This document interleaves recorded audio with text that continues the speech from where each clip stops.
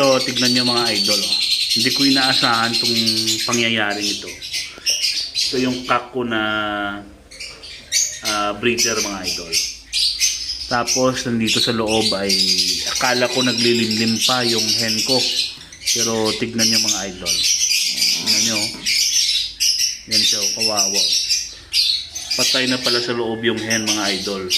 Ewan ko kung anong nangyari pero tignan nyo. Meron pa nag-hatch na itlog oh. Ka-hatch lang mga idol. Hindi ko alam kung bakit namatay ito.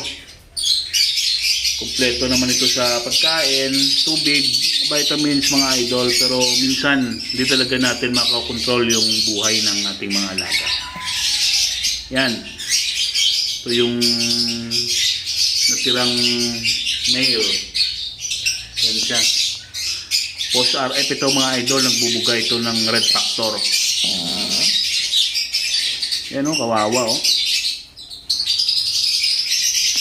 Ngayon naman ay hanapan ko naman ng solusyon itong inakay para mabuhay mga idol.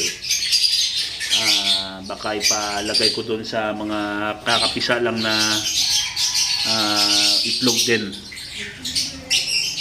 Ito yung mga hindi inaasahang pangyayari sa ating buhay mag-iibon mga idol.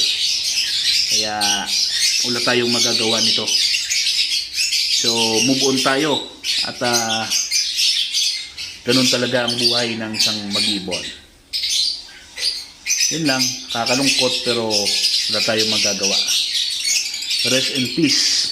Fly high my friend.